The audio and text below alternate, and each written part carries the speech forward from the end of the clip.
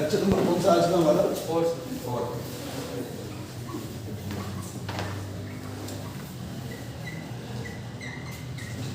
Lecture number 4। थोड़ी सी जानकारी ले लेते हैं वापस। आरसीएम का एक्सप्रेशन है m1r1 plus m2r2 plus on divide by m1 plus m2 plus on. Yes, sir. Velocity of centre of मास है m1v1 plus m2v2 plus on divide by m1 plus m2 plus on. याद रखना, पहली बार और last बार बोल रहा हूँ, मैं इधर घूमूं लिखने के लिए और तुम पीछे मरमरिंग शुरू कर दो, बात शुरू कर दो, ये मत करना। बार पहन दूंगा मैं, पहले बोलना है। सबसे इम्पोर्टेंट टॉपिक है आज ये वाला। लास्ट टाइम 3 बार ऐसा हुआ कि घुमाओ, हेडिंग लिखी, तुम पीछे से आवाज फिर आ गई, इधर घुमा फिर आवाज आ गई, इधर घुमा फिर आवाज आ रही है, तो मत करना। बहुत इंपॉर्टेंट कंसर्न है आज। मैं नहीं चाहता कि किसी का कोई भी पॉइंट इसमें से मिस हो। बहुत इंपॉर्टेंट पॉइंट है सारे के सारे, ध्यान रखना भैया। Acceleration of centre of mass का expression m1a1 plus m2a2 upon m1 plus m2 plus o। बस। अब आप लोग शांत रहेंगे और सिर्फ सुनेंगे यहाँ से बातें। ये पूरा मास ऑफ सिस्टम है, ये m1a1 m2a2, ये फोर्स ऑन 1 हो गया, फोर्स ऑन 2 हो गया। इस कैपिटल M को इस तरफ लेके आ रहे हैं। M of system ACM equals to m1a1 plus m2a2 plus on. सिर्फ सुनना है एक बार के लिए। इसका मतलब क्या हो गया, ये फोर्स हो गया 1 पर, एक्सटर्नल फोर्स ऑन 1, ये हो गया एक्सटर्नल फोर्स ऑन 2। ये सारा 1 पर एक्सटर्नल फोर्स, 2 पर एक्सटर्नल फोर्स, सभी पर एक्सटर्नल फोर्स, F बराबर ma, F बराबर ma। ये फोर्स ऑन सिस्टम हो गया। तो force on system equal to mass of system into acceleration of system. Acceleration of system का मतलब ACM ही होता है बच्चों। कोई भी पॉइंट मिस नहीं होना चाहिए, पहले बोल रहा हूं, ढंग से समझना इंपॉर्टेंट है। ये जो डेफिनेशंस क्रिएट कर रहा हूं ये मुश्किल हो सकती है, इनकी एप्लीकेशन उतनी आसान है, लेकिन वो एप्लीकेशन तब समझ में आएंगी जब एक एक शब्द का मतलब समझ में आएगा। इसमें कोई दिक्कत नहीं है, इसमें कोई दिक्कत नहीं है, इसमें कोई दिक्कत नहीं, लेकिन हर शब्द का मतलब है। m1r1 का क्या मतलब है? पार्टिकल 1 का मास उसकी ओरिजिन से पोजीशन। याद आया? mr का मतलब होता है मास मूवमेंट। हर शब्द का मतलब है ये मास मूवमेंट है, ये vector sum of mass movement है। m into v मोमेंटम होता है। m1 v1 का मतलब पहले पार्टिकल का मोमेंटम है, ये दूसरे पार्टिकल का मोमेंटम है। हर शब्द का मतलब है यहाँ पे। m1a1 क्या चीज है? ये F net on 1 है, ये F net on 2 है। ये मास उस तरफ लेके गए हुए हैं। ये मास of system, exertion of system, exertion of system बोलो, ACM बोलो, एक ही बात है। इक्वल टू ये क्या बन गया? F1 F2 F सब का वेक्टर सम, ये हो गया F ऑन सिस्टम। इसलिए ये इक्वेशन बन गई हमारे पास F external on system equal to mass of system into acceleration of system. ये नेट फोर्स ऑन सिस्टम जो सभी इंडिविजुअल पार्टिकल्स पे लग रहा है। कल इसका एक क्वेश्चन हमने किया भी था हमारे लेक्चर के अंदर, लास्ट में हमने ये पुली वाला क्वेश्चन किया था, इफ यू रिमेंबर। इस सिस्टम पर, इसको सिस्टम बोला था, हमने कहा था कि इस सिस्टम की एक्सेशन निकालो, तो इस सिस्टम पर नेट फोर्स हमने लिखा था m1g प्लस m2g और 2t को माइनस भी किया था। याद आया क्या तुम सबको? तो F net on system equal to mass of system into acceleration of system. एक इंपॉर्टेंट पॉइंट है जो हमें समझ में आना चाहिए। अभी यहाँ तक की बात लिखी हुई है, इसको और आगे बढ़ा रहा हूं, गड़बड़ मत कीजिएगा, याद रखिएगा। All the equations are in vector form, all the equations are in vector form. Positive negative का ध्यान रखना है, अंडरलाइन कीजिए मेरी बात। All equations are in vector form,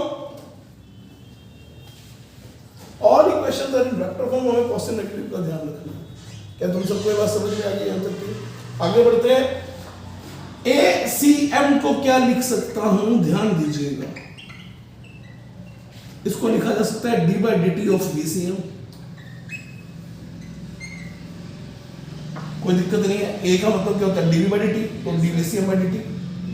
ये हमने इसके डिफरेंशियल से किया भी था, इसका मतलब भी dVCM/dt था, तो इसको दोबारा से वही लिख दिया। इस M सिस्टम को अंदर लेके जा रहा हूं, F external equal to d by dt of m system VCM। बिल्कुल सही है जी, आपने इस m को अंदर लिख लिया, मास कांस्टेंट है, आपने अंदर लिख लिया मास ऑफ सिस्टम VCM। ये हमने कल ही पढ़ा है, this is momentum of system या momentum of centre of mass. यहां से लेकर यहां तक हम लोगों ने जो इक्वेशंस लिखी हैं, पहले इन पे कमेंट कर दीजिए कि आपको बातचीत समझ में आ गई क्या आता है। Yes, sir. मेन की पॉइंट पे पहुंचूंगा, यहां से स्टेटमेंट्स लिखवाना शुरू करूंगा, लेकिन ये फॉर्मेट पूरा समझ में आ गया क्या आप सबको?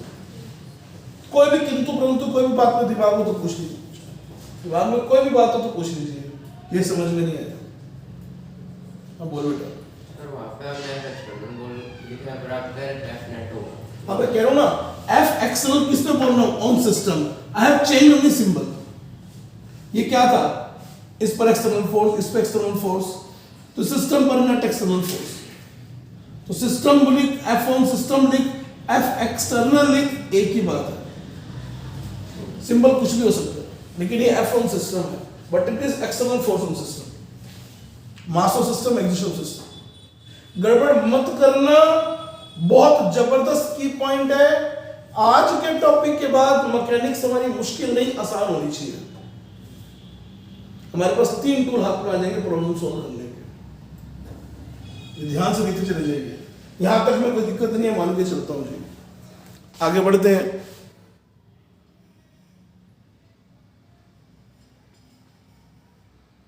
ध्यान दीजिएगा जी, यहां से स्टेटमेंट शुरू करते हैं। If F external on system is 0, system पर नेट फोर्स लग ही नहीं रहा। अभी F एक्सटर्नल की अलग अलग बातें सारी तुम्हारे पास पड़ी है भैया, सारी बात तुम्हारे पास पड़ी है, जो जो बोलूंगा उसको ध्यान से देखना। F external on system is 0, system पर कोई एक्सटर्नल फोर्स नहीं लग रहा है, तो क्या होगा जी? चेक करते हैं। इसको 0 पुट करते हैं तो आ गया d by dt of PCM equal to 0, dPCM equal to 0, यानी PCM equal to constant. Yes, sir. Yes और नो में जवाब दे दीजिए। इसका साफ मतलब है F नेट 0 है तो सिस्टम का मोमेंटम चेंज नहीं होगा, चेंज नहीं होगा तो कांस्टेंट रहेगा, चेंज नहीं होगा तो क्या रहेगा? कांस्टेंट रहेगा। इस कांस्टेंट को एक शब्द और दे देते हैं, कंजर्व्ड रहेगा। मोमेंटम ऑफ सेंट्रल मास क्या रहेगा? कंजर्व्ड रहेगा। जितना पहले था उतना बाद में रहेगा, लेकिन ये किसका मोमेंटम है? सेंटर ऑफ मास का, सेंटर ऑफ मास का मोमेंटम, यानी सिस्टम का मोमेंटम कांस्टेंट रहेगा, सिस्टम का मोमेंटम कंजर्व्ड रहेगा। सर आप दो बातें बोल रहे हो, कांस्टेंट, कंजर्व्ड, क्या ये एक ही बात है या अलग अलग बात है? थोड़ी देर में सामने आने वाली चीज। न्यूमेरिकली मैथमेटिकल वैल्यू कांस्टेंट रहेगी, but what the meaning of this thing, it is conserved, what it means, हम लोग इस पे बात करेंगे अभी। क्या यहां तक की बात समझ में आ गई है? नोट कीजिए।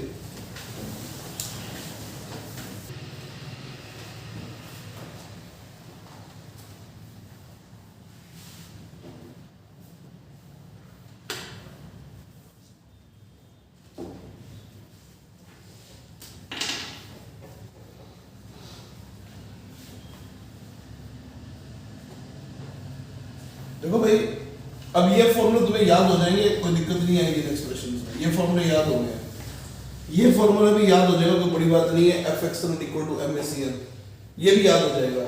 हमारा सारा फोकस इस चैप्टर के अंदर मोमेंटम कंजर्वेशन पे जाएगा।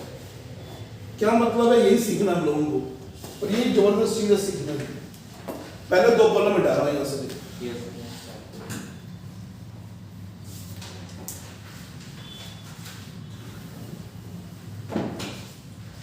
चेक करना बेटा।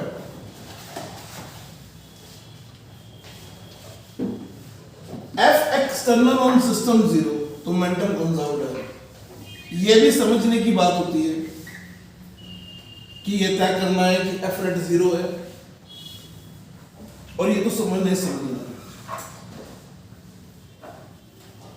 पीसीएम कंजर्व्ड को पहले लिख ही लेते हैं, कंजर्व्ड है या कांस्टेंट है।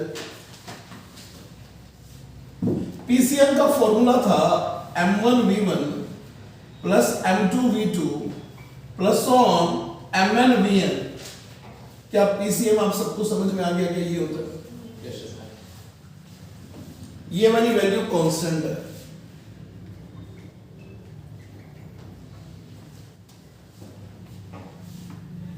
ठीक है जी, इसमें कोई दिक्कत तो बता दीजिएगा आप लोग। हमने इस बात को दोबारा से लिख दिया, पीसीएम का फॉर्मूला लिख दिया m1v1 प्लस m2v2 प्लस ये चीज आ गई। इस पीसीएम की जगह पर लिख रहा हूं m टाइम वीसीएम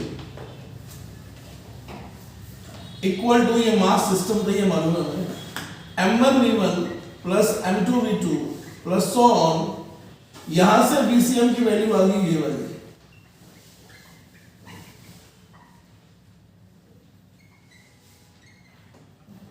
सर ये तो वही बातें हैं जो आपने थोड़ी देर पहले लिखी थी, उसी को घुमा के लिख रहे हो, लेकिन बराबर में एक टर्म भी लिख रहे हैं।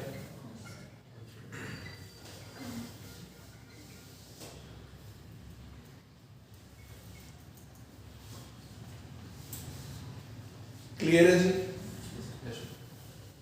मुझे लगता है नहीं कि इसमें कोई प्रॉब्लम आई होगी अब तक। आया ना, मैं जवाब दे दीजिए, यहाँ तक कोई समस्या तो बोल दीजिए। ये सब कुछ मैथमेटिकल बात लिखी हुई है, इसमें कोई समस्या नहीं अभी तक तो दिखाई नहीं दे रही है। ठीक है जी? Yes, sir. एक इक्वेशन और लिख रहा हूं, उसको और देख लीजिए, फिर मुद्दे की बात में चलेंगे। इस इक्वेशन को डेल्टा टी से मल्टीप्लाई कर लिया, वीसीएम डेल्टा टी, छोटे से टाइम इंटरवल से मल्टीप्लाई किया है, वो मल्टीप्लिकेशन इधर भी हो गया।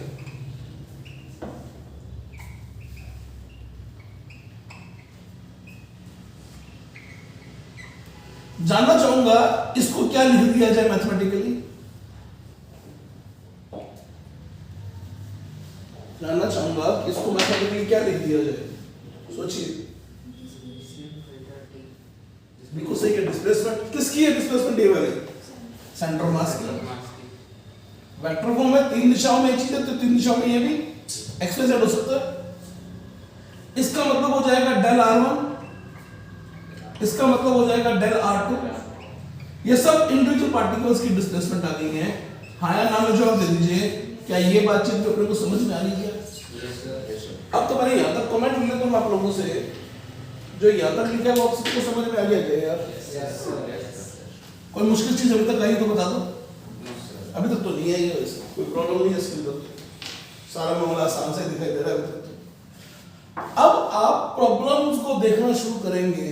आपके पास वीसीएम की बात जो हो सकती है एफ एक्सटर्नल इक्वल टू 0 में, कुछ बातें जो लिखने वाला हूं उसको चीज को चेक करना इन सब इक्वेशंस के बारे में। Number 1, all equations are in vector form, ये ध्यान रखिएगा। Implies positive negative must be taken into consideration. हाँ ना में जवाब दे दीजिए कि ये कंसिडरेशन का पार्ट रहेगा कि पॉजिटिव नेगेटिव का ध्यान रखें, हम किस चीज को पॉजिटिव किस दिशा को नेगेटिव मान रहे हैं। Number 1 point.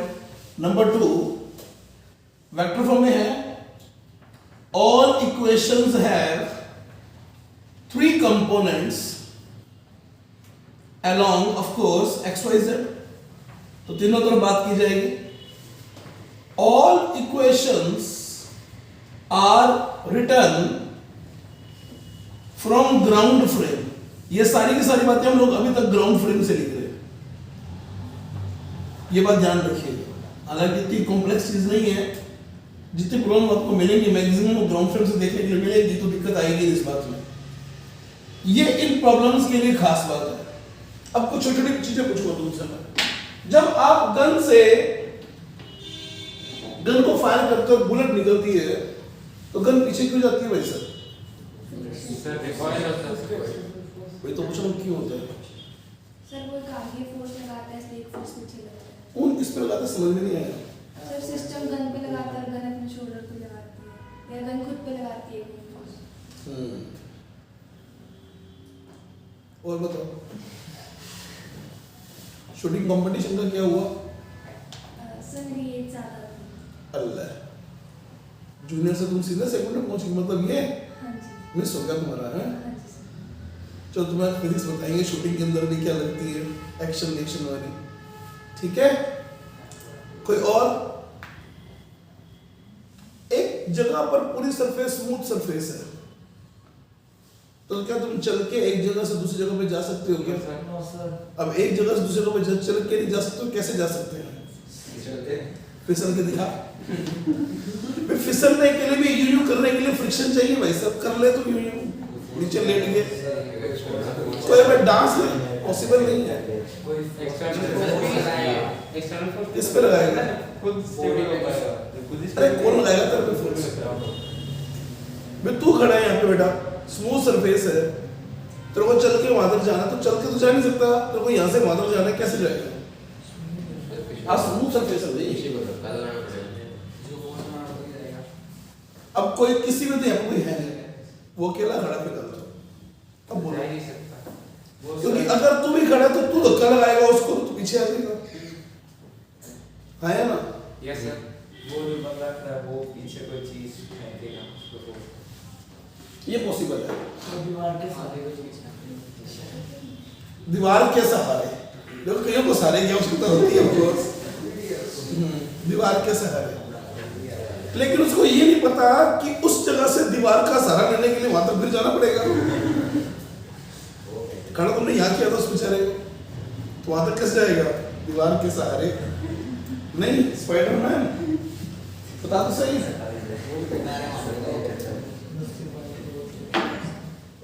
तो गन ब्लड सिस्टम में तो थूकता हुआ चला जाएगा। तो मसला, लेकिन एक फैक्ट है, बुलेट आगे जाएगी तो गन तो पीछे जाएगी है ना? शायद आप लोग हंस रहे हैं, ठीक है अच्छी बात है, लेकिन एम्स में वो क्वेश्चन है पुराना ये वाला, गन ब्लड सिस्टम ही बन रही है एक्चुअल में प्रैक्टिस में। तो ये भी कोई भी हल्की से हल्की चीज फेंकोगे और रोकने के लिए फ्रिक्शन नहीं है तो तुम पीछे जाओगे, कोई डाउट ही नहीं है इसमें। भी धक्का देने के लिए कोई तैयार होगा कि धक्का देगा तो चला जाएगा, फिसलता हुआ चला जाएगा, लेकिन उस पे वो फोर्स पीछे की तरफ। लेकिन उस चीज को पुश करने के लिए कुछ तो चाहिए था पीछे की तरफ, वहां तक पहुंचने के लिए कोई है नहीं। या तो कोई जेब में से सामान निकाले, रुमाल निकाल के फेंक दे, मोबाइल निकाल फेंक दे, तो फिर कन्वर्ट सिस्टम बन गया। फिर फर्क इतना है कि इसको वेलोसिटी कम दे पा रहे हैं, गन के केस में बुलेट को वेलोसिटी ज्यादा मिल रही है, तो कंसिडरेबल अमाउंट पीछे जा रहा है। Yes sir. है ना? मैं जवाब दो, लेकिन बोली दिया स्मूथ सरफेस है, फ्रिक्शन नहीं है रोकने के लिए, तो चाहे हल्की से हल्की चीज फेंको पीछे तो पक्का जाओगे। यस तो नो में जवाब चाहिए बस। यस। सिस्टम किसको बोलना है पहले तो ये आइडेंटिफाई करेंगे। कुछ बात यहाँ पे कि मोमेंटम जनरेट करेंगे, इन सब चीजों पे लेके जाएंगे, बात को लिंक करना शुरू करेंगे। ठीक है जी, आराम से सीखना है, गड़बड़ नहीं करनी है। आराम से सीखना है, कोई गड़बड़ नहीं करनी है, ढंग से सीखना है। ये सारी इक्वेशंस वेक्टर फॉर्म में बोल चुका हूं, ये सारे पॉइंट लिख लीजिए। मेन कंसर्निंग एग्जांपल्स पे जाएंगे तो ये सारी इक्वेशंस कैसे यूज करनी है सब समझ में आएंगी। ये बीसीएम कांस्टेंट है। कांस्टेंट मतलब का जवाब देना था मुझे कंजर्वेटिव की फॉर्म में, वहां पहुंच रहा हूं बात में। हमारे पास इन प्रॉब्लम्स में दो चीजें होंगी, एक इवेंट होने से जस्ट पहले और एक इवेंट हो जाने के जस्ट बाद। जैसे गन बुलेट सिस्टम है तो just before firing, just after firing. एक इवेंट से जस्ट पहले की बात होगी और एक इवेंट से जस्ट। एक बॉम्ब पड़ा था, बॉम्ब पड़ा 3 फ्रेगमेंट्स में टूट गया, 2 फ्रेगमेंट में टूट गया, 2 हिस्सों में टूटा, तो एक हिस्सा इधर गया है तो दूसरा इधर जाएगा। क्यों जाएगा बात करेंगे इसके बारे में। पड़ा टूट गया, पड़ा था और टूट गया, पड़ा टूटा, एक हिस्सा इधर गया तो एक हिस्सा इधर जाएगा। 3 हिस्सों में टूटा, एक इधर गया दूसरा इधर गया, 2 हिस्से यूं जा रहे हैं, तीसरे हिस्से को यूं जाना पड़ेगा। क्यों जाना पड़ेगा सारा चर्चा का विषय, बातें आएंगी सामने।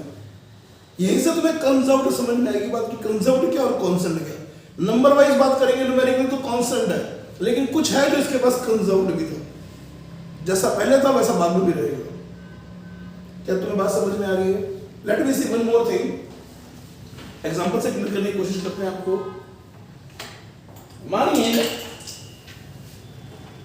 मानिए कि एक व्यक्ति ऐसे ही किसी बिल्डिंग पे खड़ा था, थका हारा इंसान जिंदगी से बेचारा, ब्रीफ के साथ में, पैर फिसल गया, कूद गया, जो कहना चाहो, और वो यूं गिर रहा है जी, पैर ही फिसल गया भाई। ये पूल है, स्विमिंग पूल से बाहर गिर रहा है, आ यूं गिर रहा है, ऐसा वाला प्रोजेक्शन ही यूं गिर रहा है, पैर फिसला और ये यूं आ रहा है, ठीक है जी। बचना चाहता है,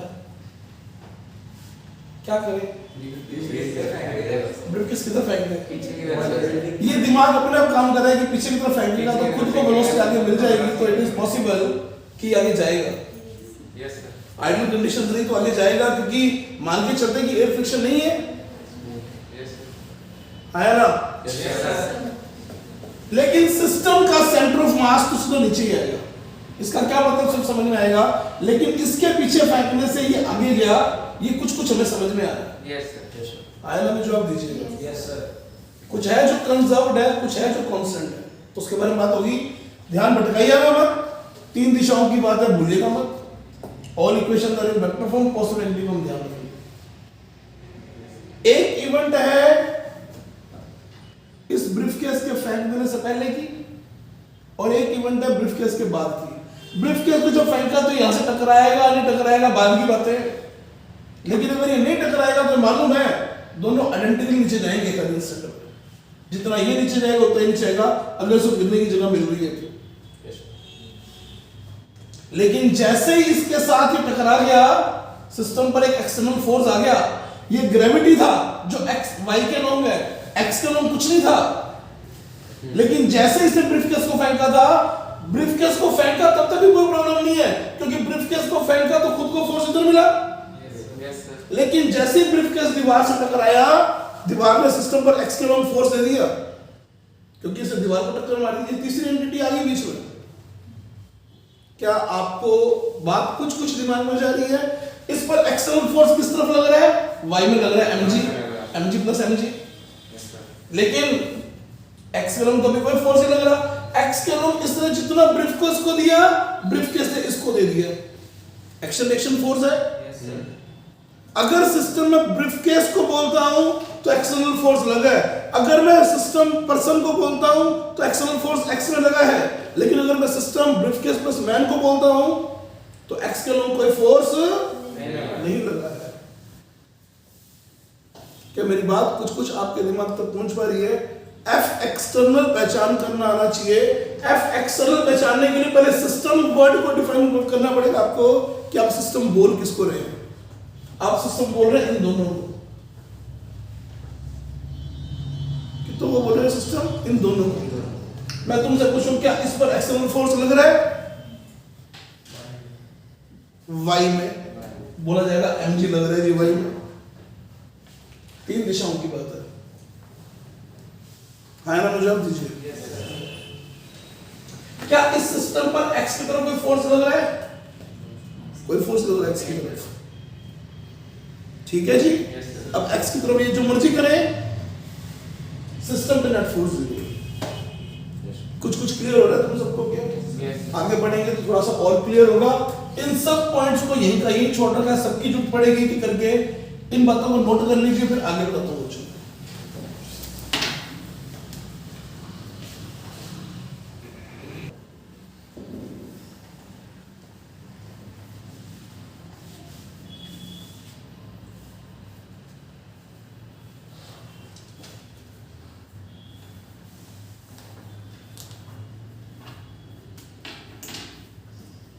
जवाब दे दीजिए कि आप बच्चों को बातचीत सारी समझ में आ गई है क्या यार? यहाँ तक के फॉर्मूले समझ में आ गए ना? देखो भैया, फॉर्मूले समझ में आना एक बात है, क्वेश्चन सॉल्व करना दूसरी बात है। दोनों में सामंजस्य बिठाना पड़ता है, दोनों ही चीजें आनी चाहिए। पहले फॉर्मूला आएगा तभी आप क्वेश्चन को समझ सकेंगे कि क्या अप्लाई करना है। क्वेश्चन सॉल्व करने के लिए पहले फॉर्मूलाज पे काम कर लीजिए। टर्मिनोलॉजी आपको पता होनी चाहिए कि किसका क्या मतलब है। टर्मिनोलॉजी का पता होना बहुत जरूरी है, नाम का पता होना बहुत जरूरी है कि which symbol is representing what thing, which kind of thing it is representing, ये हमें पता होना चाहिए बेटा। हटाते हैं सारी चीजों को। लिख लिया आप सबने? मुझे एक्चुअली लेफ्ट साइड रेज करनी है, राइट साइड तो हम साथ चलाएंगे।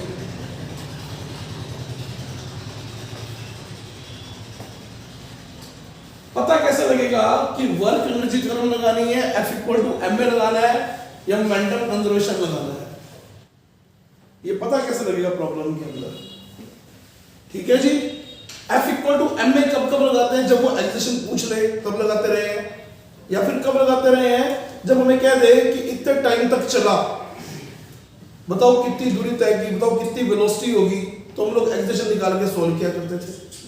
फिर हम लोगों के पास एक टूल आ गया कि अगर वेरिंग फोर्सेस हैं तो हमारे सामने वर्क एनर्जी थ्योरम आ गई, तो हमने उसका यूज करना भी शुरू कर दिया। जब मैं पोटेंशियल एनर्जी, काइनेटिक एनर्जी ये शब्द बोलने आ गए तो हमने हमारे टूल्स के अंदर मैकेनिक्स की प्रॉब्लम को सॉल्व करने के लिए वर्क एनर्जी थ्योरम का यूज करना शुरू किया।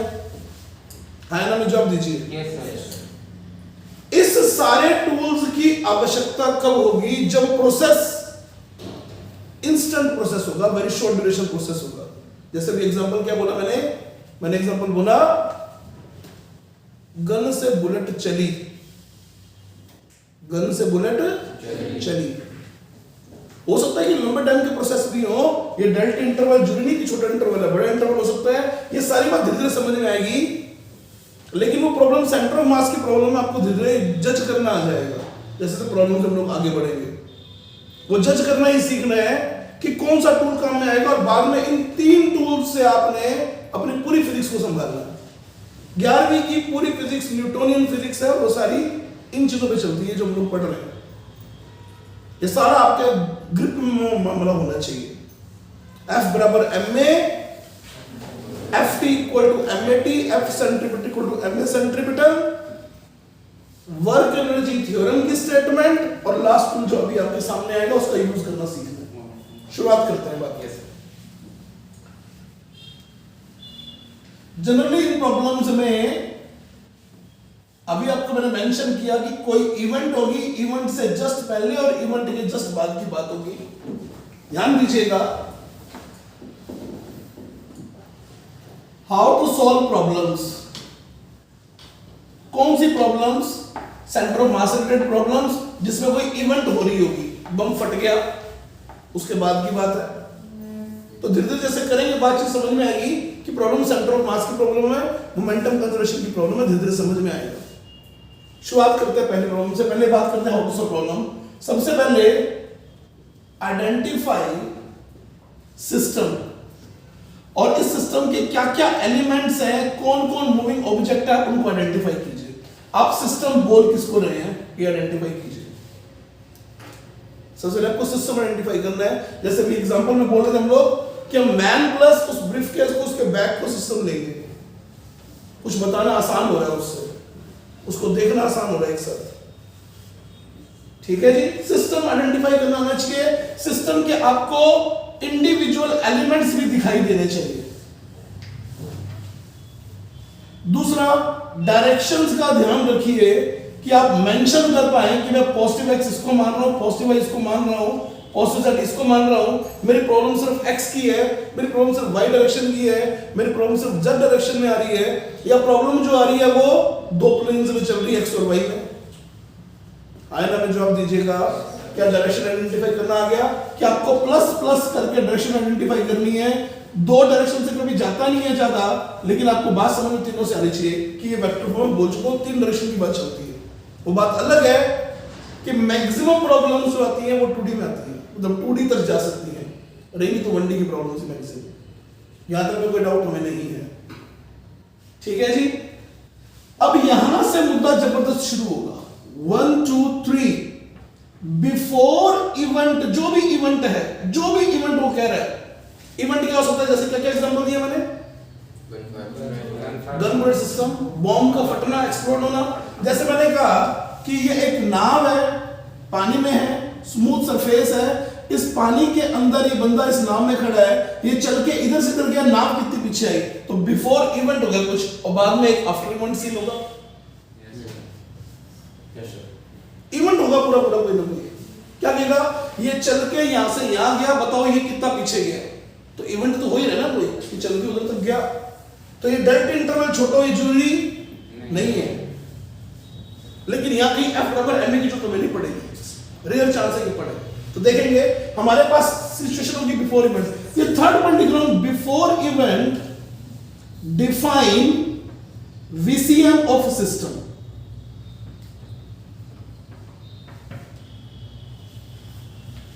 वीसीएम को डिसाइड कीजिए। अगर मैं इस प्रॉब्लम की बात करूं कि ये नाव खड़ी है, नाव में बंदा खड़ा है, तो इसकी वेलोसिटी सेंट्रल मास बोल दो। मैंने बोला नाव खड़ी है, नाव में बंदा खड़ा है, सिस्टम हो गया, दोनों को मिला दिया हमने, एलिमेंट्स देख लिए, नाव है, बंदा है, दोनों का v1 v2 0 है, v1 भी 0 v2 भी 0, तो vcm 0 आइडेंटिफाई होगा, vcm 0 है। आया ना में जवाब दो भैया, Yes, sir. आया ना में जवाब दो, Yes, sir. vcm आइडेंटिफाई हो गया। Define system before event vcm 0 है, और साथ में डिफाइन करो and find f external on system. हम इसमें कहेंगे इसमें fx 0 है, fy 0 है, fz 0 है। एक्सटर्नल फोर्स तो है ही नहीं, वेट नॉर्मल से बैलेंस हो रहा है, x में कोई मामला है नहीं, z में कोई मामला है नहीं, तो f एक्सटर्नल 0 है। vcm और f एक्सटर्नल को डिसाइड कीजिए। आपने इस केस में vcm कितना डिसाइड किया, 0. f एक्सटर्नल कितना डिसाइड किया, 0. लेकिन भूल मत जाना कि चीज तुम्हें तीन तीन दिशाओं में डिसाइड करनी होती है, ये मत भूल जाना बात। इन ऑल डायरेक्शंस, जिनका ध्यान नहीं है ना, वो बाद में मुझे पता है क्या कहेंगे, सर क्वेश्चन सॉल्व नहीं हो रहे हैं। तो ध्यान दीजिए, यही फोकस की चीज है और कोई फोकस की चीज नहीं है। आज सारा स्ट्रेस किसी बात पे है और किसी बात पे नहीं है, ये फॉर्मूले हैं, यही चीज इंपॉर्टेंट है, क्योंकि ये तुम्हारा थॉट प्रोसेस बनने वाला थोड़ी देर बाद। तुम्हारे पास वीसीएम डिसाइड हो गया, तुम्हारे पास VCM डिसाइड हो गया. अगर वीसीएम 0 था, वीसीएम 0 था, तो डेल आरसीएम 0 हो गया। Yes, sir. और ये कांस्टेंट रहेगा, मतलब बिफोर इक्वल टू फाइनल भी रहेगा, क्योंकि बिफोर इवेंट और आफ्टर इवेंट लिखना है। हमने क्या लिखा, पीसीएम कांस्टेंट। पीसीएम कांस्टेंट का मतलब क्या हो गया, हम कह रहे हैं एफ एक्सटर्नल 0 हो गया। अब यहां पे बात शुरू करूंगा, if F external on system is 0।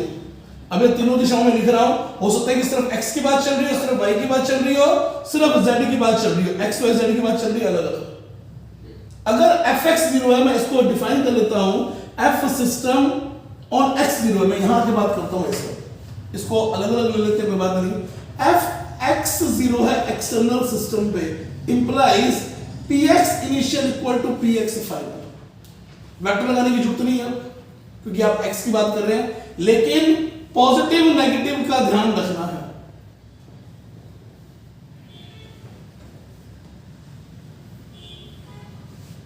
fx 0 है तो px, क्योंकि pcm कांस्टेंट है, जितना मोमेंटम पहले था उतना मोमेंटम सिस्टम का बाद में होना चाहिए। मोमेंटम चेंज क्यों नहीं सकता, क्योंकि सिस्टम पे कोई फोर्स ही नहीं लग रहा, तो उसका मोमेंटम बदलेगा कौन? हाँ ना में जवाब दे दीजिए बच्चों, हाँ ना में जवाब दीजिए। जितना मोमेंटम पहले होगा उतना मोमेंटम। इसी स्टेटमेंट को क्या बोलते होते हैं, कंजर्वेशन ऑफ लीनियर मोमेंटम। ये पीसीएम कांस्टेंट है, इसी को क्या बोलते होते हैं, बड़ी इंपॉर्टेंट लाइन मिस हुई मेरे यहां से, मिस हुई मेरे से यहां पे, conservation of linear momentum. Conservation of linear momentum क्या कहता है, सिस्टम पर अगर एक्सटर्नल फोर्स 0 हो तो सिस्टम का लीनियर मोमेंटम कंजर्व रहेगा। कंजर्व रहेगा मतलब जितना इनिशियल होता फाइनल भी होगा, इट कैन नॉट चेंज, क्योंकि सिस्टम पर नेट फोर्स था ही नहीं। अगर fx नेट 0 है तो x का मोमेंटम कंजर्व, y में फोर्स 0 है तो y का मोमेंटम कंजर्व, z में फोर्स 0 है तो z का मोमेंटम कांस्टेंट या कंजर्व, सभी डायरेक्शन में फोर्स 0 है तो सभी डायरेक्शन का मोमेंटम कंजर्व। क्या तुम्हें ये बात समझ में आ गई, px initial equal to px final? आना में जवाब दे दीजिएगा। क्या तुम्हें फिर पूछता हूं, यहां तक की बात समझ में आ गई है? एक क्वेश्चन तो बनेंगे इस तरीके के, अभी क्वेश्चन में जाएंगे तो आइडिया मिल जाएगा कि क्या डिमांड आ रही है। एक क्वेश्चन तो बनेगा इस किस्म का, क्लियर है जी? आपने यहां पर VCM को डिफाइन कर लिया। अब मैंने बोल दिया लेट VCM 0 था, लेट बोल कर रहा हूं भैया, VCM 0 था, VCM 0 था तो डेल RCM कितना हो जाएगा? 0. ये भी ध्यान रखना है कितनी ड्यूरेशन बात चल रही है,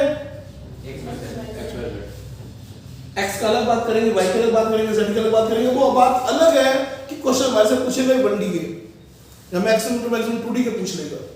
fx external 0, fy external 0, F Z x equal 0, VCM 0, तो ये डेल RCM है, VCM 0, तो डेल RCM 0 क्यों हुआ? क्योंकि del RCM was VCM time del T।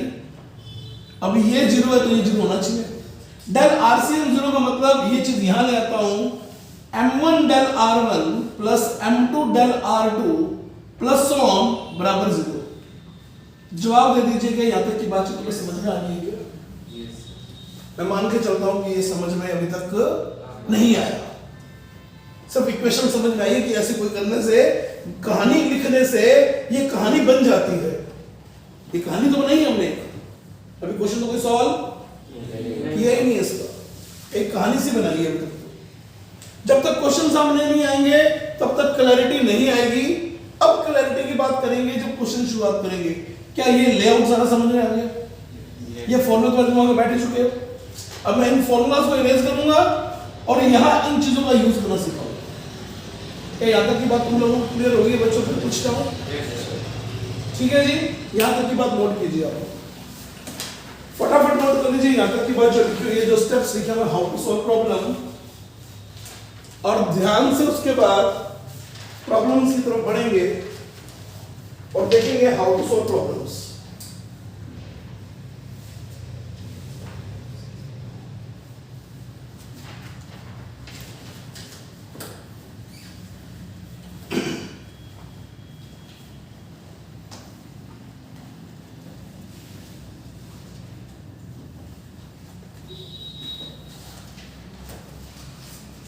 सारा गेम क्या है पता है ना? कंटेंट बहुत लोग सीख जाते हैं भाई साहब। सारा गेम है क्वेश्चन समझने का, एप्लीकेशन सॉल्व करने का, चाहे जो मर्जी सब्जेक्ट टू डियर। भूलना मत इस चीज। मेक योरसेल्फ स्ट्रॉन्ग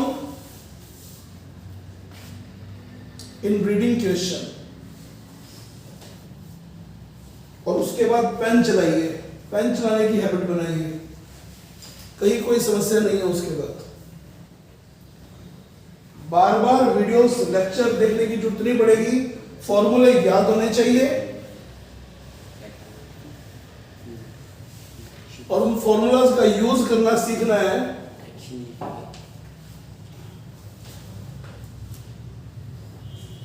वो होगा different kind of questions attempt कर करके।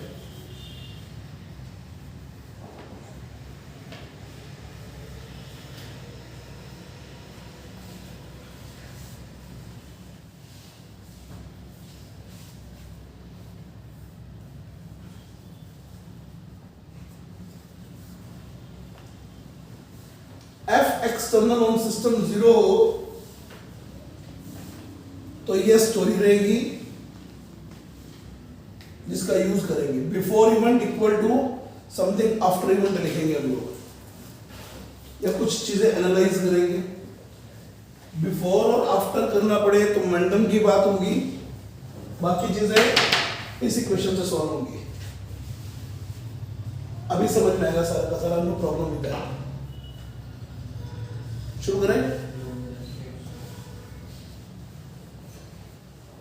यहां पर आपको समझ में आएगा प्रॉब्लम सॉल्व करने के लिए किन किन टूल्स की रिक्वायरमेंट हो सकती है।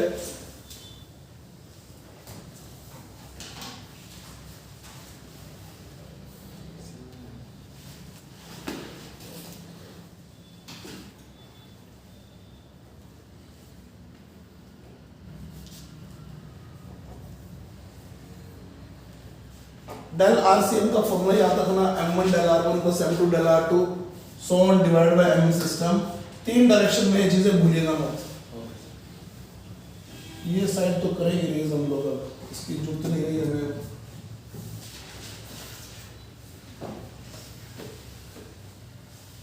बोर्ड पर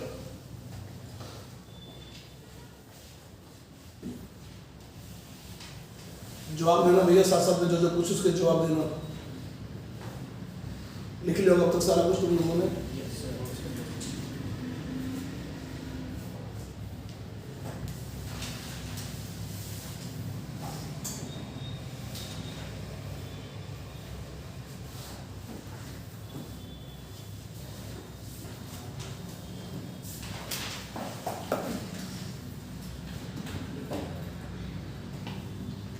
शुरुआत कर रहे हैं जी।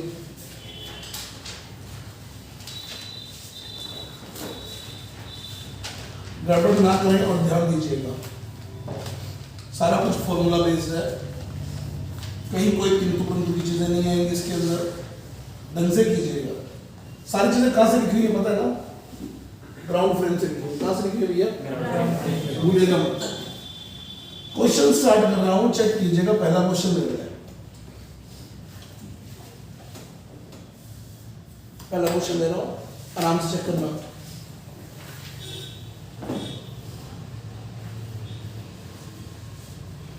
ये स्मूथ सरफेस है,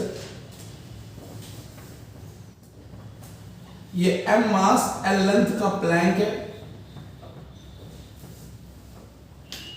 ये सरफेस स्मूथ है।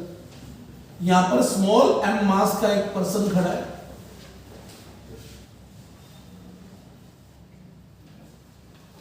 ये सिस्टम जो है ये एट रेस्ट है, बोथ एट रेस्ट। ये वाली सरफेस जो है ये रफ सरफेस है, इस पे चल के जा सकता है। अब क्वेश्चन की डिमांड सुनिए कि डिमांड क्या क्वेश्चन की। इसका ये वाला एंड ए बोल देते हैं, ये वाला एंड बी बोल देते हैं।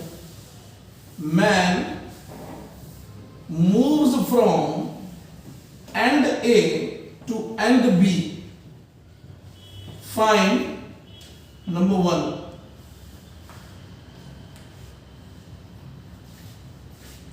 distance moved by plank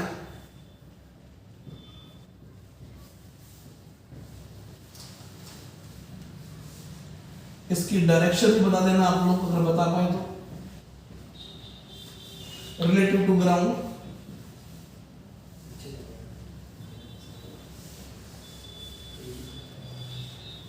distance moved by man relative to plank relative to ground। इसमें एक क्वेश्चन ऐसा जिसकी सिग्निफिकेंस नहीं है, मतलब मेंशन कर चुका हूं चीज को, तो तुम्हें वो जवाब देना आना चाहिए। तुम्हें इन तीनों चीजों को पहचानना आना चाहिए कि इसका क्या मतलब है, इसका क्या मतलब है, इसका क्या मतलब, पहचानना आना चाहिए। प्रॉब्लम सॉल्व करेंगे, स्टेप वाइज सॉल्व करेंगे, ठीक है जी। शुरुआत करते हैं प्रॉब्लम सॉल्व करने की। पहला स्टेप क्या लिखा है तो मुझे याद करवा दीजिए। तो सिस्टम को आइडेंटिफाई कीजिए। वैसे मैन और प्लैंक का आप सिस्टम चूज करने वाले हैं। सॉल्यूशन का प्रोसेस एक बार पूरा लिखते हैं कि हमारे दिमाग में क्या स्टेप चल रहे हैं। हमने मैन प्लस प्लैंक को सिस्टम लिया। दूसरा स्टेप क्या था? डायरेक्शन डिसाइड कर लेते हैं कि हम इस साइड को पॉजिटिव बोलने वाले हैं। हाँ ना, मुझे जवाब दे दीजिए। 2 स्टेप तो पूरे हो गए। तीसरा स्टेप, बिफोर इवेंट VCM 0 है और VCM क्लैरिफाई करना है, YZ की बात ही नहीं है। क्या लिखा था वहां पे? X Y Z तीनों के बारे में बात करनी है। पढ़ो ध्यान से, पढ़ो ध्यान से। तो VCM X 0 है। यस और नो में जवाब दीजिए। तुमको समझ में आ रहा है क्या? तेरे को समझ में आ रहा है क्या? भाई साहब सारे जन ध्यान, तेरे को समझ में आ रहा है क्या? पक्का बोल, खड़ा है वहां से, बाहर हो जाए वहां से। अलग अलग वजह समझ में। VCM X 0 है। जल्द से बोल दो तेरे वहां पे। VCM X 0 है। अलग अलग डायरेक्शन की बात करनी आनी चाहिए। VCM X 0 यानी, अच्छा ये तय हो गया। F एक्सटर्नल भी तय कर लो along X। क्या कहता? VCM X तय करना और F एक्सटर्नल तय करना है along X, क्योंकि ये 0 है और बात X के along चल रही, सिर्फ X ही देख रहे हैं। एक्सटर्नल फोर्स along X क्या लिखूं? 0 लिखूं या नॉट इक्वल टू 0 लिखूं? कौन सा सही है इसमें से? सिस्टम तुम किसको बोल रहे हो? ये प्लस ये सरफेस रफ है, ये स्मूथ है। X के अलावा कौन कौन से फोर्सेस लग सकते हैं ये बता दो, जो बंदा चल के जा रहा है। कहां लगेगा फ्रिक्शन? वो आइडिया दो। किस पे पीछे लगेगा? मैन में फ्रिक्शन लगेगा आगे और प्लैंक पे लगेगा पीछे, तभी तो प्लैंक पीछे जाएगा। चल के देख, ये प्लैंक पे रखा स्केटबोर्ड हो और मैं चलूं स्केटबोर्ड तो स्केटबोर्ड पीछे रहेगा भाई, सब चला के देख लो तुम। यानी मुझ पे फ्रिक्शन आगे है, उस पे फ्रिक्शन पीछे है, लेकिन सिस्टम पर नेट फोर्स 0 है। हाँ ना, जवाब दीजिए। और कोई एक्स्ट्रा फोर्स है नहीं, यहाँ कोई फोर्स है नहीं, कोई धक्का इसको मार नहीं रहा, कोई धक्का इसको मार नहीं रहा, सिस्टम पर F नेट 0 है। हाँ ना, में जवाब दे दीजिए। ना कोई स्पीड पे चर्चा, ना पोटेंशियल एनर्जी, काइनेटिक एनर्जी पे चर्चा पूछ रहा है। F बराबर ma की बात नहीं है, म्यू दिया नहीं है, तो F बराबर m में नहीं लग पा रहा। सिंपल सा पूछा, इवेंट में जब वो यहाँ से यहाँ पहुंच गया तो ये शिफ्ट कितना हो गया? पहले बताओ, ये 3 स्टेप आइडेंटिफाई करने आ गए। अच्छा, मोमेंटम का क्वेश्चन नहीं बचा, क्योंकि पी इनिशियल पी फाइनल की बात नहीं है, कोई वेलोसिटी इनिशियल पर फाइनल कुछ दे नहीं रखी। शिफ्ट पूछा एक बंदे का, यानी क्वेश्चन चला गया डेल आरसीएम पे, यानी क्वेश्चन चला गया। अब वीसीएम 0 हो इंप्लाइज डेल आरसीएम 0, एक्स की बात करनी है तो डेल एक्सीएम 0, बात तो अलोंग एक्स है, एलिमेंट है 2। अब यहां से मामला शुरू होता है। पहली बात तो ये कि हमें प्रॉब्लम यहां तक आइडेंटिफाई करनी है, अभी तो प्रॉब्लम आइडेंटिफाई हुई है, सॉल्यूशन तो स्टार्ट ही नहीं किया। यस और नो में जवाब दीजिए बच्चों। क्या यहां तक का मुद्दा तुम सबको समझ में आ गया?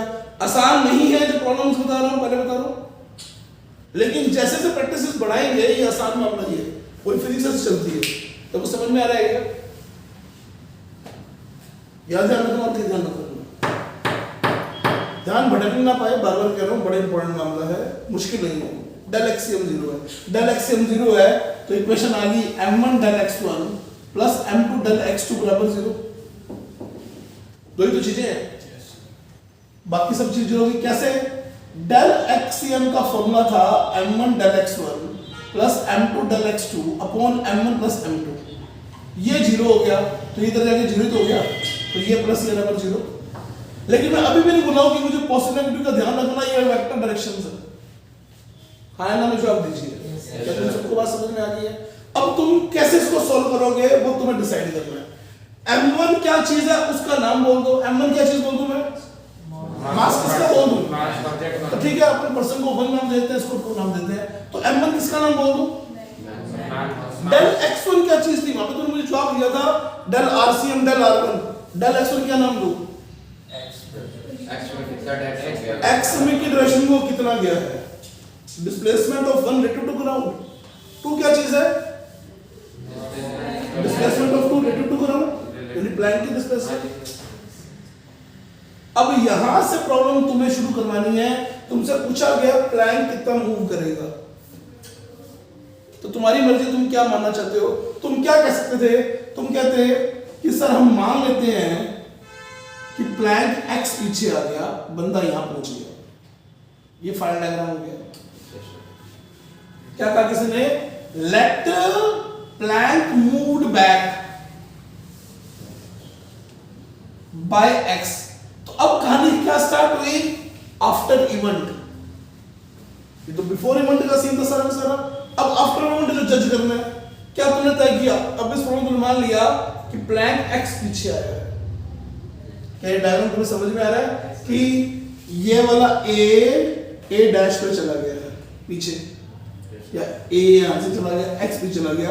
ये हमने ओरिजिन की लाइन डिसाइड कर दी थी, इसको ओरिजिन बोल देते हैं, और a पे चला गया, x पे चला गया, ये ओरिजिन है। ठीक है जी। अब तुम्हें ये इक्वेशन लिखनी सीखनी है, ये तुम सब पहली बार सीख रहे हो। मास ऑफ पर्सन, ये साइड पॉजिटिव है, भूल न जाना। बंदा कितना आगे गया बता दो। Very good.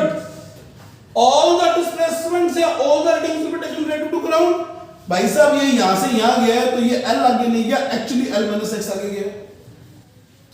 बिल्कुल सही है। Yes sir. m1 x1 पूरा हो गया, हां जी सर, प्लस m2 x2 कितना लिख दूं? माइनस x पीछे की तरफ है। मैं डायरेक्शंस का ध्यान रखूंगा, तुमने खुद कहा था। Divide by equal to del XCM और डेल एक्सियम 0 है, तो m1 del x1 plus m2 del x2 upon m1 plus m2 equal to del XCM. Centre of mass तुम कह रहे हो शिफ्ट नहीं हो रहा, यस सर। तो यहां से क्या आ गया ml माइनस छोटा mx माइनस बड़ा mx बराबर 0, दोनों उठ के उधर चले गए, ml बराबर m plus mx।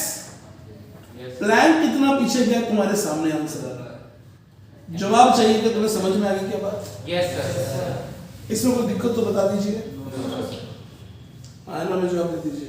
Yes sir वो L minus x वाला। हाँ, ये फट्टा कितना लंबा था? एल लेंथ का।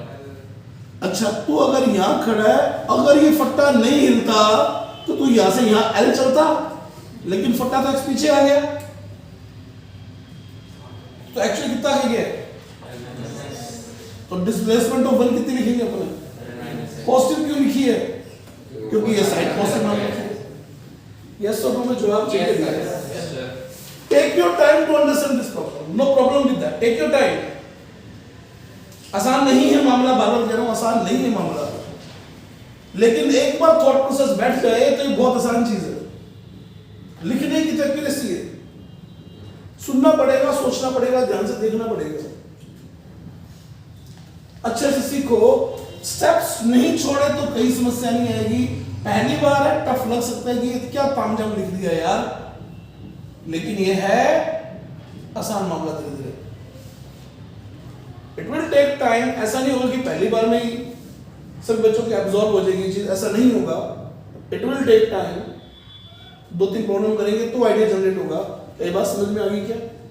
है आसान सी चीज। क्या बात याद रखनी है? इन स्टेप्स को याद रखना है।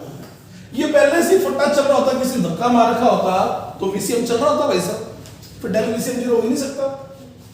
आयना में जवाब दीजिए। तब कैसे सॉल्व करेंगे जी? बता देंगे, सिंपल मैथमेटिक्स है, नो प्रॉब्लम विद दैट। लेकिन रुको तो सीख लें। आयना में जवाब दे दीजिए।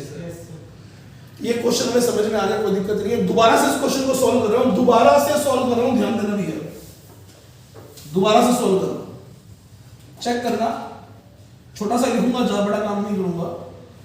ये बंदा यहां खड़ा था, ए बी, किसी ने मान लिया, मुझे क्या पता ये फट्टा पीछे गया है जी, मैंने तो आगे मान लिया कि फट्टा एक्स आगे गया है। बंदा भी आगे गया, फट्टा भी आगे गया, ये प्लान भी आगे गया, लेकिन उसने ये तय कर लिया कि डेल एक्सियम 0। ये तो तय करना पड़ेगा बिफोर इवेंट, यहां तो कंक्लूड तुम्हें करना पड़ेगा भाई साहब। हो गया कंक्लूड, डेल एक्सियम 0 है। अब इस इक्वेशन को लिखते हैं, ये साइड पॉजिटिव मान लेते हैं। छोटे एम की डिस्प्लेसमेंट कितनी लिखनी है, बड़े एम की डिस्प्लेसमेंट कितनी लिखनी है वो बता दो। बराबर 0 तो है ये, छोटे वाले के तुमने अपना बताया L प्लस x। ये नहीं हिलता तो L होता, लेकिन ये आगे गया x, तो ये बन गया L प्लस x। और बड़ा एम कितना आगे गया? x की वैल्यू वही आई और नेगेटिव आई है। इसका मतलब आपने जो सोचा है वो गलत सोचा है। आंसर सही आ रहा है, लेकिन वो डायरेक्शन खुद दे रहा है कि ये आगे नहीं, इतनी अमाउंट से पीछे गया है। आंसर इस तरह से, तो इससे फर्क नहीं पड़ता कि आपने इसको किस तो चलता हुआ मान लिया, आपके लिखने की एक्यूरेसी है, इससे फर्क नहीं पड़ता कि आपने इसको किस तो चलते हुए मान लिया, क्योंकि आप तय नहीं कर पाएंगे।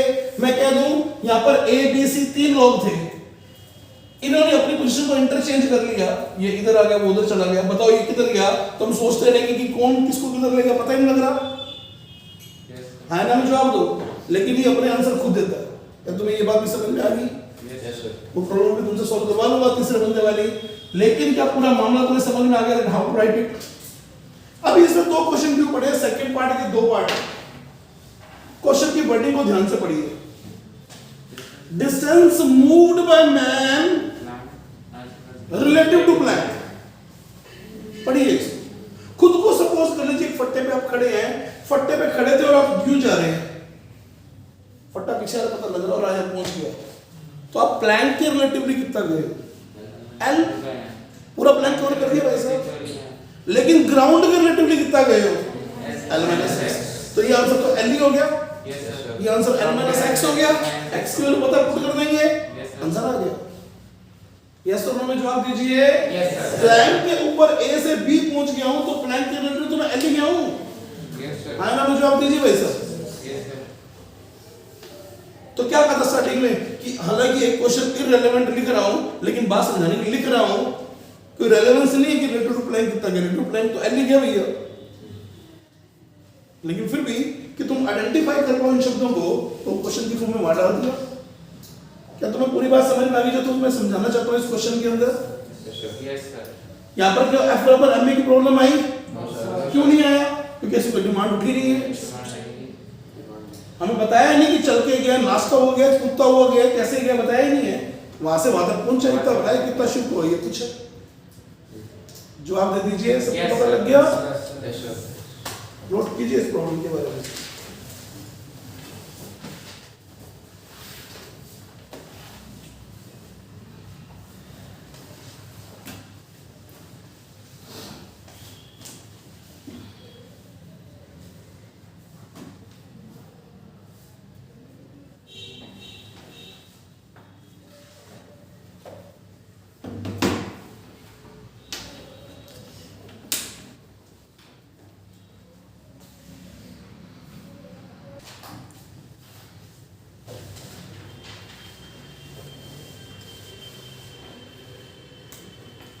मेरे ख्याल से ये प्रॉब्लम आप सब बच्चों को समझ में आ गई होगी। ये सेकंड अप्रोच लिखी हुई है इसी क्वेश्चन की, ध्यान रखिएगा, पीछे मिक्स मत कर दीजिएगा, मैंने तो कर दिया है, आप मत कर दीजिएगा। इसी क्वेश्चन का सेकंड डायग्राम बना दूंगे, इसी सेम क्वेश्चन का सेकंड डायग्राम बना, same question second diagram check करना भैया। हॉट एयर बलून है, कैपिटल एम मास है, मासलेस रस्सी है, और यहां पर छोटे एम मास का एक आदमी लग रहा है और इस रस्सी की लंबाई एल है। आदमी का साइज इस लेंथ के कंपैरेटिवली नेग्लिजिबल है। पॉइंट वहां से लेके चलना है, यहां से यहां तक की लेंथ एल बोल रहे हैं हम लोग, और ये सिस्टम रुका हुआ सिस्टम है, हवा में लटका हुआ सिस्टम है। एम हवा में लटका पड़ा है, पता नहीं कैसे लटका पड़ा, पर हवा में लटका पड़ा है। क्वेश्चन की वर्डिंग सुनना भैया। ये बंदा इसके अंदर चढ़ जाता है रस्सी के सहारे, तो बताओ ये कितना नीचे आएगा? तो सारी की सारी प्रॉब्लम ये कि यही है बस वाई में, सारी की सारी प्रॉब्लम यही है बस वाई में। सिस्टम दोनों को लेना है, man plus track, man plus balloon, ऊपर पॉजिटिव मान लेंगे, बिफोर इवेंट VCM by 0 रुका हुआ बोल रहे हम लोगों ने। F एक्सटर्नल रुका हुआ है तो mg प्लस mg किसी पॉइंट 4 से बैलेंस होगा तभी रुका हुआ है। VCM 0 तो VCM चेंज नहीं होगा, डेल YCM 0 हो गया। मान लो वो ऊपर गया, वो y नीचे आया, तो वो एक्चुअली खुद L माइनस y ऊपर गया होगा और वो y नीचे आया होगा, तो सेम आंसर है। हाँ ना, जवाब दीजिए। क्या पूरी प्रॉब्लम आपको दिखाई दे रही है कि सेम पैटर्न है, कोई चेंज नहीं है, एकदम क्रिस्टल क्लियर लाइन आप लोगों को नोट कर लीजिएगा, दोनों प्रॉब्लम सेम है। उसके बारे में बोलना क्या है? This system is at rest, man rises up and get into balloon. तो डिस्प्लेसमेंट ऑफ बलून बतानी है, by what distance balloon will come down. Same thought process है सॉल्व करने के लिए। जवाब दे दीजिएगा, यहाँ तक की बातचीत आप सबको समझ में आ गई है क्लियर? Yes, sir. तो ठीक है, हम हमारे लेक्चर को आज ही वाइंड अप करते हैं। कल का लेक्चर इतना ही इंपॉर्टेंट रहेगा जितना आज का था, ठीक है जी? कल हम इसकी प्रॉब्लम्स और देखेंगे मोमेंटम कंजर्वेशन की। Yes, sir. इसका काम आपको कल से मिलना शुरू होगा, इसमें कोई डाउट नहीं, मैं बेस बना रहे बातों का। तो किस तरह क्वेश्चन मोमेंटम कंजर्वेशन के आएंगे, इस तरह की शिफ्टिंग के आएंगे, कल पूरा आइडिया आपको मिल जाएगा, उसके बाद आप इसका काम कर पाएंगे, ठीक है जी? Yes, sir. आज के लिए काफी है इसमें।